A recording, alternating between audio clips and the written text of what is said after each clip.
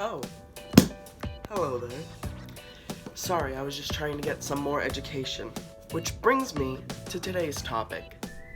High school stories. Now, when I was thinking of what I was gonna do for this video, I was thinking that I was gonna do an expose on the teachers I had at my high school and just generally the people there, but then I realized that they're my main viewership and it is a good chance that they would see the video. And don't get me wrong, I'm confrontational, but let's not, go out of our way here to make people angry. We can do that just fine on our own. And I apologize if my voice is worse than it usually is. I am sick, which is why I went to go get some cough drops so I'd be able to speak while making this. But my voice will be nasally more than it already is, and there's nothing we can do about it. I also moved my phone near my window because the lighting was a lot better than the last video, and I can people watch while I do this video. I'm also using reverse camera, which I never do, so I can see myself, and I'm gonna really try to look at the lens instead of at myself, but I wouldn't want to look at this while they make a video. It's just perfect. Anyways, I think my first memory of high school that I really solidly can remember as being an experience that physically taught me what high school was going to be about for the next 4 years is when I exited my class to go to the bathroom, and I was just walking down the hallway, and these two seniors were coming down the other end of the hallway, just this couple, and the seniors at that time were in my sister's grade, so I had known these people, but I don't think they really knew who I was.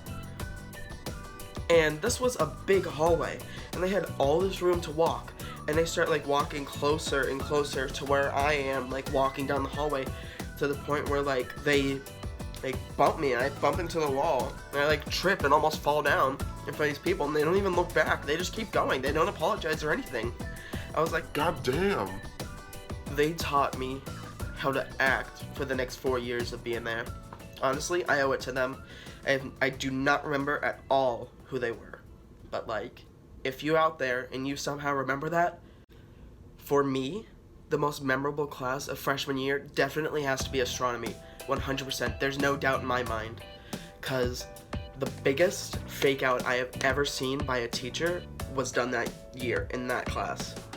He wanted to have a star party, which had people, students, freshmen. Keep in mind, these children are 14. These do not drive. They would have to be driven to the school if it was not during school hours. So his star party would have to happen at night when it is dark out and you can actually see the stars. So they're already going to need a ride to the school so we can have this event. And when does he have it? This happened over one of the colder months. I don't remember if it was the end of the first trimester or the second trimester, but he decided to have the viewing party to see stars at 4 in the morning.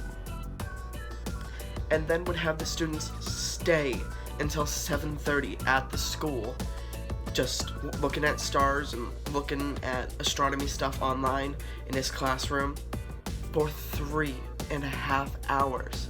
Now keep in mind that this is already an insane idea, okay? It's well known that this man is psychotic. Does that make me crazy? He said a few times at least to check on his website to see if it would possibly be canceled up until the very second you would leave to go there, to go back to the school. And out of all of the kids that were in that class and had the intention of going and woke up on time to go there, only about 2, including myself, actually checked online to see if it was still going. And it was canceled. Hello, darkness, my old friend. But for about 12-ish kids, they still went because they did not see it, because he barely mentioned it. So he wasn't even there. These kids showed up at 4 in the morning to the high school, and the teacher was not even there for them. not even to unlock his room so they could go inside. And they were just waiting outside his classroom until he showed up like extra early for school and let them in. And then they started to watch movies in his classroom, and class was first period that day, so you know, that's what we did, was just keep watching the movies and letting the kids sleep because they were so tired. And he had to make it up to them because he didn't show up, and they did, at 4 in the morning to look at stars that you could barely even see in the sky. I don't even think they got extra credit from it. As much as I hate that occurred, absolute savage, 120%. That was the funniest thing I've ever seen a teacher do. Even though he didn't intend on being a savage, it was still like the biggest fake out I've ever seen. It was phenomenal. It inspired me to be a snake. It inspired me to learn how to lie and to just be the biggest asshole I could possibly be, because that was the lesson I took home at the end of the day, and that stuck with me for a very long period of time. My sophomore year, the highlights are mostly from AP Bio and the labs that they had, because those were just really fun to do and I enjoyed them probably the most out of any science class that I took. I can't decide which of these is my favorite moment to include here, so I'm just going to include them both and try to do it fast. The first one was when we had to do this lab that was like about fruit flies, and you collected them in like a straw, and on one end you would have like a certain substance like that was put on a cotton ball and stuffed in so they couldn't get out that way, and on the other end was like another different substance on like a cotton ball or something similar to that, and stuffed in so they couldn't get out that way, and you would see like which way they were going by drawing like a line down the middle. I don't know, some bullshit like that. But the thing was that you had to make sure that the fruit flies stayed in the straw, because if you like wiggled the straw the wrong way or the cotton ball came undone, they would literally just fly out everywhere. And usually you would only have like, I don't know, 20 of them in the straw at one time. Like, you wouldn't have that many, but some people were really good at it and they were really smart, and this one person was extremely smart at science. This person was adventurous because they were smart and they weren't necessarily risk takers, but I especially don't think they would take risks after this, because they had a ton of fruit flies in their straw, and if you're ahead of me, you know where the story is going. Now, they worked exactly behind me. My back was turned to them and their back was turned to me. Well, because we were working at separate lab benches like that. And all I heard was like a gentle like gasp and like, oh no! And I just turn around to see this person's face, just like this black layer was just covering them. Like, they weren't sitting on their face, but they were swarming enough around them that like I could barely see who it was anymore. There were just so many fruit flies. And I was so torn between feeling bad for them and laughing hysterically. But because I was so close to them and didn't like the fact that they were buzzing around me too, I decided to just walk away. The second highlight of that class definitely has to be when we dissected cats. And for some reason, these fuckers were the biggest felines I've ever seen that aren't like pumas in the jungle and shit like that. Like, these domestic ass house cats were like, nah. Like, why were these goddamn things so big? I'll never understand. Maybe it's something to do with like the fluid they absorbed, like made them expand. I don't know. Someone who's an expert in dead cat science, please tell me, because I'm curious. Anyways, to get at the organs of this cat, you have to get below the rib cage, because like most mammals, they have a rib cage covering their, you know, organs. You gotta get through the bones. And if you didn't have the courage, you know, our teacher would come over and they'd break it for you so you could get in. But I was feeling adventurous and my partner didn't want to do it, so it was up to me or have the teacher do it. I was not to be outdone by this like 5-foot woman coming over here and cracking my cat for me. Oh no. I got my hands in there and all of a sudden just Hello. Also, my sophomore year, I ended up going to Canada and just literally froze to death. Like, we went to Quebec City and they were like, if you stop moving, you're gonna die. And we kept moving. We had to like take like shelter in churches because it was so cold outside. Honestly, good country, I'd go back. Fun to freeze. Junior year taught me some very important life lessons. Don't try to juggle too much, and any teacher can be a snake if they want to be. The juggling occurred when I tried to play sports and do theater at the same time, which just makes both sides really angry at you, and you kind of lose your part in both of those, or get at least a lesser part. And everyone from each side is always angry at you, and no one understands that it's not easy for you, and everyone's mean about it, and you're angry at everyone in the situation, and everyone's mad at you, and it's not good for anyone, and don't ever try to do it. Please just pick one for the love of God. I don't care if the other suffers, just choose one. And I learned that even the nicer teachers can be snakes too, because there was a very nice teacher I had as my English teacher junior year, and they were a good person and stuff, but it was like writing research or something as a class, and for my final phase of the paper, I had to include some extra bullshit just because I needed to make the paper longer, as you do in writing. But when I got the paper back, I realized that they had taken 10 points off my final phase and 10 points off my final paper. And why, you ask? Because they disagreed with my opinion. The first thing that's wrong with that is that I did not put my opinion in this paper because it is a research paper, not an opinion piece. So, I think you should call me out for having an opinion in it and not just disagreeing with it, which, keep in mind, the opinion was not there. I did my paper on Al Capone, the gangster from Chicago that killed a bunch of people, but anyways, Al Capone, although he killed a bunch of people, he also donated to a bunch of charities and stuff, and that was pretty cool of him to do that. And I talked about it in the last phase of my paper, and the teacher kept writing about how I was trying to make Capone into a, less of a villain, more of a, misunderstood kind of anti-hero. And I really wasn't trying to do that. I was just saying that, he did some good things too, he helped, orphanages and the hungry and stuff. He killed people too, but he also did that. You can't just deny one side of the story just because you don't like it. No, I was here to tell the truth, the whole truth, and nothing but the truth, so help me Jesus. So that was absolutely bullshit from that teacher. 100% made me dislike them as a person, disliked how they graded things, disliked just the way that they taught. I found a lot more flaws when I started looking for them, let me tell you that much. Junior year also saw me get a lot of friends that I made that spring and summer. There was this really weird friend group after the last play my junior year, and it kind of lasted for about a month, just the month of February or March or one of those things, and it was really weird. And honestly, the only highlight of it was me falling down a metal spiral staircase in the dark and breaking, not bones, but definitely my spirit and my pride, and just bruising my ribs and my ego. Fun. Shout out to my friend Meg and her spiral staircase of death. Honestly, 10 out of 10 would recommend to a friend who wants to be in pain. Senior year, because now I had friends and were going out more, I would honestly sleep later than I would, and I always ended up coming in at 7:25, which is the very last second you can arrive in there, and I ended up getting a bunch of lates for it because the Nazi at the door said that I was late, and I was like, it's 7:24, and they're like, nope, go take this pass and be late, and also your mother's a whore.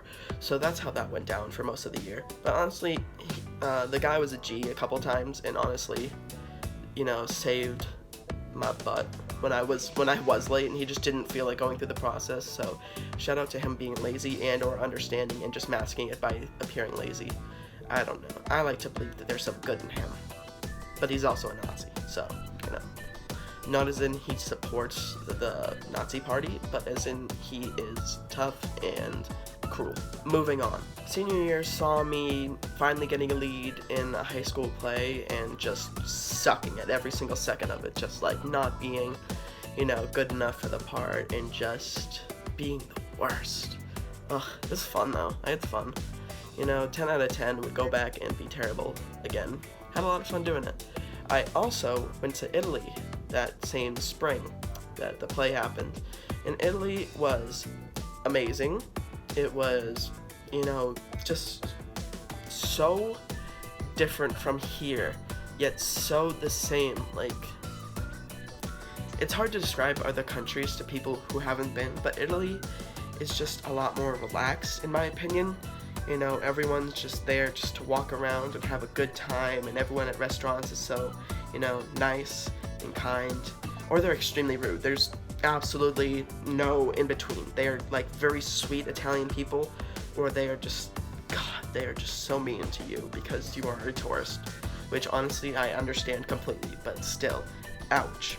My one complaint about the Italy trip, and anyone who went on the trip will agree with me, is the food that the tour would take us to, the restaurants, and just what they would serve us was just the worst. And I swear, I understand that it's because they want to keep costs low, but the meal we would have at lunch that would set up just the highest expectations of the place that we were in were just like literally grabbed and like beaten to a pulp on the ground by this plate of like stale pasta and ragu they tried to pass off as Italian cuisine. Like, I do not know who they were trying to fool, but it ain't working. And like, don't get me wrong, like, especially at the first place, the person who was serving and making the food, it was like a family run thing, and they were just the nicest people, and I forget what their name is, and I wouldn't say it anyways, but I just remember them being really nice to us, so that's like another example of just really kind Italian people. I also slept on a mattress on the floor in the last hotel, just because the top bunk would physically break underneath me and just crush who was ever there, but by far, one of the most memorable experiences just constantly through my senior year was the fight in physics. For anyone who has not taken physics, you do not understand how difficult of a class it is. And for those of you who have not taken physics with the teacher at the school who teaches physics, you do not understand how difficult it is. It was a struggle within a struggle. Like, the class itself, the material was a struggle, but just like the way it was presented and the work that was required for every little section was just insane. Insane amount of work, insane teaching style. But you know what? Whenever I look back and just like think about all that I've learned from it, like, a lot of it stayed with me. And honestly, you know, I did pretty well on the exams at the like ends, not the exams he gave us, because those were impossibly hard, but like the final exam, like the AP exam or something, honestly did pretty good on it. So I learned from the course, but like, you know, shoving like a book of this size down someone's gullet, honestly, you may take something away from it, but you might also die in the process. So good odds. Regrets, just so many regrets in that class. Grad night was really, really fun for the first 2 hours, because my grad night, they made you stay awake all night. When I say all night, I don't mean like 4 a.m. and then they like drive you home so you can like, you know, sleep. I mean they kept you awake till like 7:30 in the morning and then dropped you off at the high school so you could get your cars. Like, it was just the worst, and I wasn't used to staying up late at all at this point in time, so it just was, it was bad. It was just, I felt bad. I acted terribly. There's a moment where I was trying to sleep on the turf, because this was at like a sports center, and someone had, you know, thrown turf like on top of me while I was sleeping. And I was like, you know what, fine. But then someone decided to splash water on my face like while I was sleeping, and I have never acted so angry in such a large group of people. Who the fuck just threw water on me? I never did find out who did, but if I do, I just want to talk to them.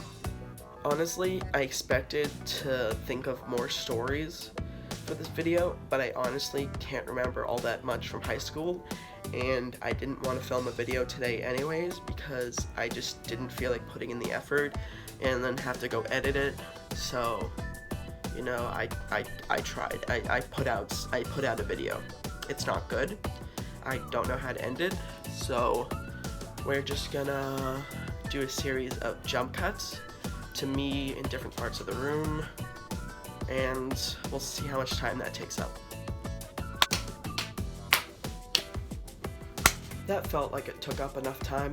Alright, you know the drill. Subscribe if you want, like it if you want, comment if you want, today's shout out of the week still goes to my dog Molly, because she is still alive.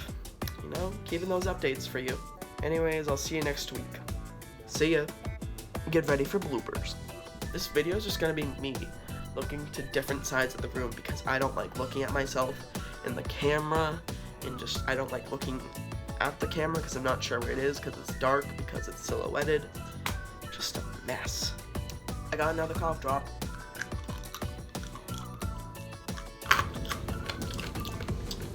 I just cracked my cough drop. It was fun. Tasty.